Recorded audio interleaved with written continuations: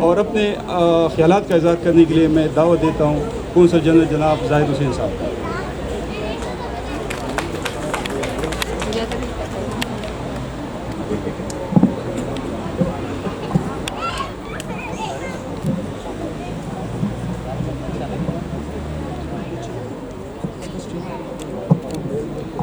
بسم اللہ الرحمن الرحیم۔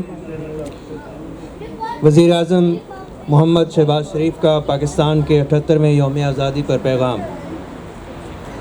یوم آزادی کے پرمسرت موقع پر میں ملک بھر کے عوام اور بیرون ملک پاکستانیوں کو دل کی اتھاہ گہرائیوں سے مبارکباد پیش کرتا ہوں۔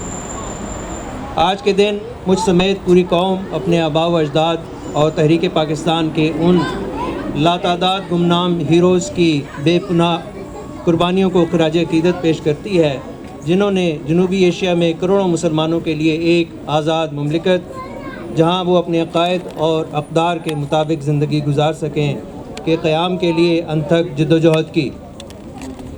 مملکت خداداد پاکستان علامہ اقبال کے تصور کے عین مطابق 14 اگست 1947 کو قائد اعظم محمد علی جناح کی غیر متزلزل اور ثابت قدم قیادت اور ہمارے اسلاف کی بے پناہ قربانیوں کے نتیجے میں دنیا کے نقشے پر ایک آزاد اور خود مختار ملک کے طور پر ابھرا۔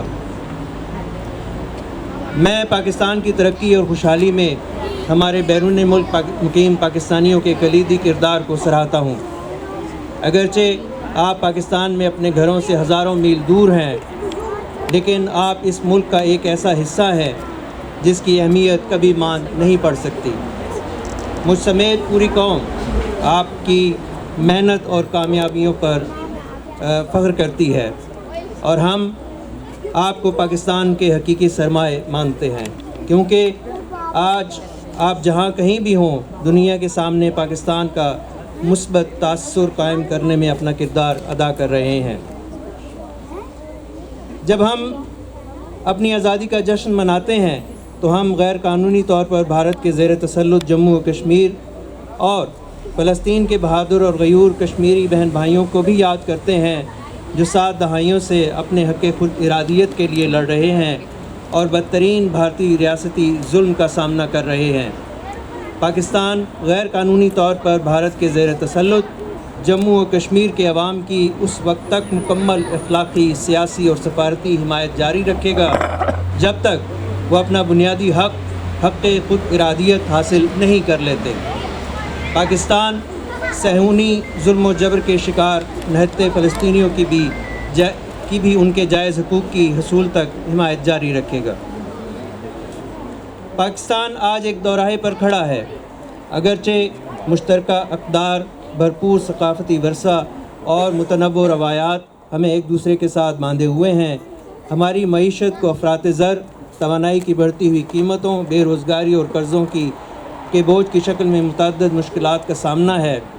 فروری 2024 کے انتخابات کے بعد اقتدار سنبھالنے کے بعد سے ہماری مسلسل توجہ پاکستان کی اقتصادی ترقی اور معاشی استحکام پر مرکوز ہے۔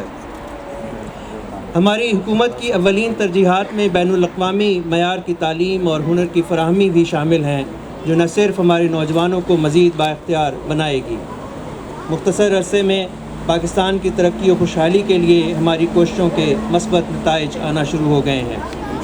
اللہ کے فضل و کرم سے ملکی معیشت استحکام کی طرف گامزن ہے۔ افراط زر کی شرح 38% سے کم ہو کر 11.1% پر آ گئی ہے اور جلد ہی اسے سنگل ڈیجٹ پر لایا جائے گا انشاءاللہ۔ مجھے یقین ہے کہ شبانہ روز محنت سے ہم اپنے شہریوں کی ترقی و خوشحالی کے لیے متحد ہو کر اپنا سفر جاری رکھیں گے۔ ہم سب ایک ایسے ترقی یافتہ اور خوشحال پاکستان کے لیے کام کریں گے جس کا تصور پاکستان کے بانیوں نے ہمارے لیے اور ہماری نسلوں کے لیے پیش کیا تھا۔ آپ سب کو یوم آزادی مبارک۔ شکریہ۔